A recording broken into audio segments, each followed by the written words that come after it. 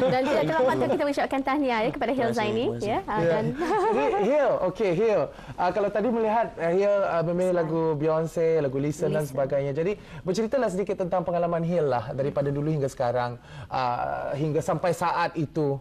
Agaknya macam mana agaknya pengalaman Hill dalam dunia music scene di Brunei ini? Okey.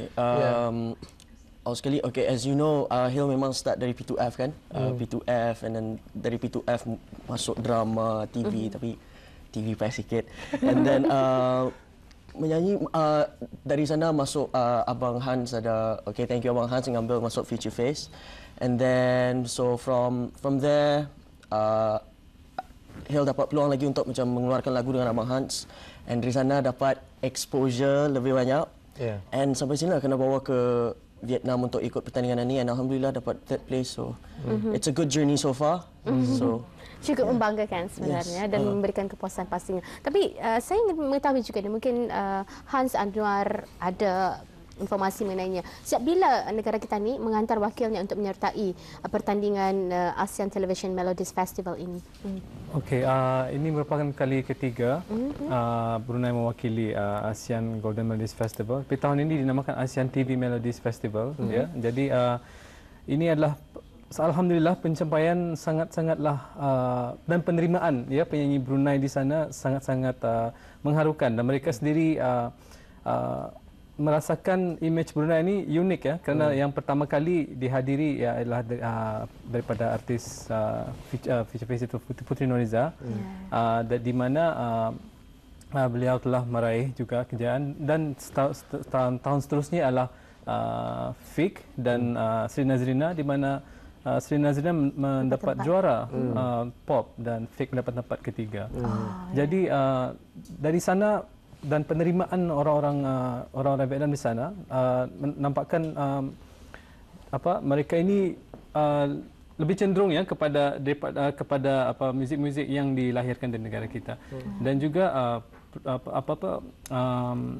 sangatlah mengharukan juga apabila mereka membuat program begini, kerana dulu-dulunya ada ASEAN Song Festival yang sudah tidak ada lagi. Jadi ini mungkin satu lanjutan lah daripada ASEAN Song Festival. Macam mana? Ini ialah inisiatif HTV ya, TV station di Ho Chi Minh, Vietnam. Jadi inisiatif itu mereka yang melanjutkan sebenarnya, kerana ASEAN Song Festival itu adalah daripada Persatuan ASEAN itu sendiri, dan saya harapkan semoga program ini akan berjalan terus dan dapatlah kita ada ruang untuk menghantarkan wakil kita ni ya. Jadi Hill, bercerita sikit tentang ASEAN Television Melodies Festival ini. Bukannya setakat pertandingan sahaja, tetapi apabila datang ke sana mungkin ada sambutan-sambutan yang lain ataupun aktiviti-aktiviti yang diungkayahkan semasa di sana. Jadi dapat bercerita sedikit menapa di Vietnam, apakah aktiviti-aktiviti yang dijalankan? Okey, as soon as sampai di airport, kami kena bawa ke airport. Di airport saja kan? Ke hotel. Tidak dibawa ke mana-mana. Ke hotel. And then after that, salah satu aktiviti yang paling syok lah bagiku was we went to tempat buat sand sculpture. Sand sculpture. So dalam sand painting salah, sand painting. So macam dalam piala ni dalamnya ada sand. So macam pasir-pasir ni bercolor kan. So boleh lukis portrait, landscape pakai sand saja. So payahlah melihat, and then yang membuat ini semua perempuan kan, orang-orang yang kurang upaya. So that was one of our trips, and then kami kena bawa ke to the tomb, makam raja orang lama, and then banyaklah bergambar. Seminggu di sana? Atau 10 hari? 10 hari. Ia berlangsung pada bulan Mac ya. Dan namun kita difahamkan pertandingan telah pun bermula pada 7 hari bulan Mac sehingga 9 hari bulan Mac. Dan Hill tadi sempat ada memberikan informasi ni. Persembahan mereka selama 3 malam berturut-turut. Mungkin dapat menerangkan ni. Pada malam pertama mungkin pertandingan pertandingan folk traditional. So Izzah yang bertanding pada malam pertama. Malam kedua that was my night, pop competition, and then malam ketiga prize prize presentation naik. Jadi selama 3 hari berturut-turut lah kan, satu acara yang agak besar ni. Dan apabila kita memperkatakan tentang acara besar, memang acara besar ada kaitannya juga dengan ASEAN dan sebagainya. Jadi Hans Anwar juga dijemput untuk menjadi salah seorang hakim bagi pertandingan ini. Dan kita percaya pada 2 tahun sebelumnya tidak ada hakim daripada negara kita. Kenapa agaknya ada perubahan ini? Sebenarnya kami tidak sempat bertanya kenapa. Kadang-kadang susah juga kan bertanya kenapa tahun ini. Tapi mungkin mereka mau ada perubahan. Kerana selama ini memang ada juri atau hakim dari luar setahun-tahun kebelakangannya. Tapi kebanyakan sama dari Malaysia atau daripada Indonesia. Kerana mungkin dalam firasat saya lah mungkin kerana untuk menghakimkan dari segi folk atau dari segi pop, atau mereka lebih ingin ada pembaharuan, kepelbagaian. Jadi undangan itu datang dan mereka sendiri yang mengutarakan. Lagipun kami diberi penjelasan lah kerana ASEAN TV Maldives Festival ini memang satu festival sebenarnya dan penghakiman itu hanyalah sebagai sampingan sahaja. Yang pentingnya lah mengeratkan silaturahim di antara peserta 10 negara ini sebenarnya. Dan itu adalah sebagai memeriahkan suasana saja ada prize presentation apa semua. Jadi kami memang begitu punya tujuannya. Jadi macam apabila kami menghakimkan pun memang 3 daripada hakim itu adalah daripada Vietnam, hanya saya dan seorang hakim Indonesia. Dan ingin saya mengetahui juga, adakah penyertaan dalam ASEAN Television Melody Festival ini merupakan usaha secara individu ataupun ada agensi-agensi di negara kita yang turut menyokong? Okey, ini sebenarnya memang secara individu, memang ini adalah dari inisiatif kita sendiri dan memang benda-benda ini memang kalau dikaji memang ada berbagai-bagai competition sebenarnya di Selantau Asia ini sebenarnya. Jadi terpulang pada network kita atau connection kita, apabila kita buat persembahan di negara lain, mereka akan menyuarakan kami ingin menjemput untuk datang kepada acara-acara ini atau bertanding ke acara-acara ini. Jadi alhamdulillah ASEAN TV Melodies Festival ini adalah salah satu daripada acara yang disponsor penuh oleh pihak penganjur.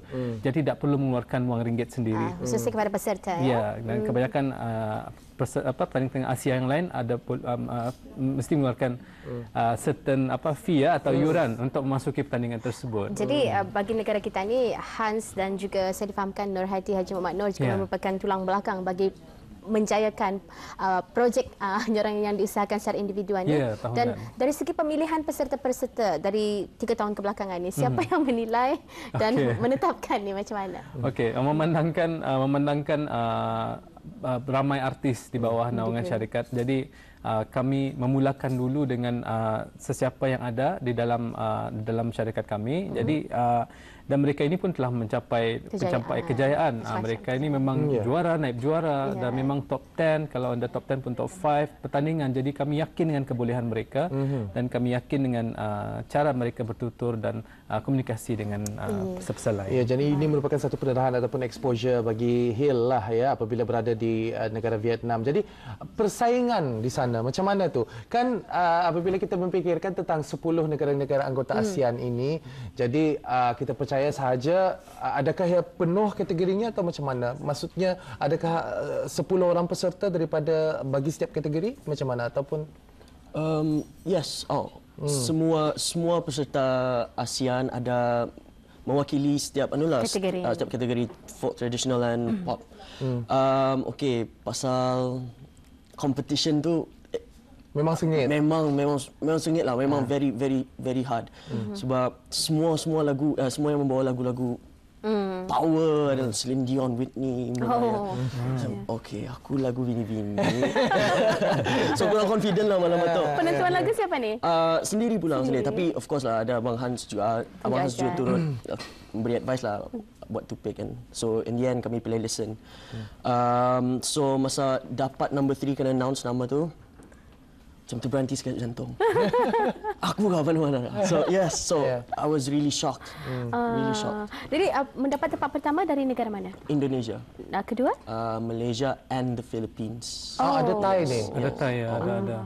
Jadi dari segi hadiah ni, apa yang diterima untuk pemenang ketiga? Okay. Selain apa yang kita dapat lihat di atas trophy, meja. and then wang tunai berapa ratus ribu?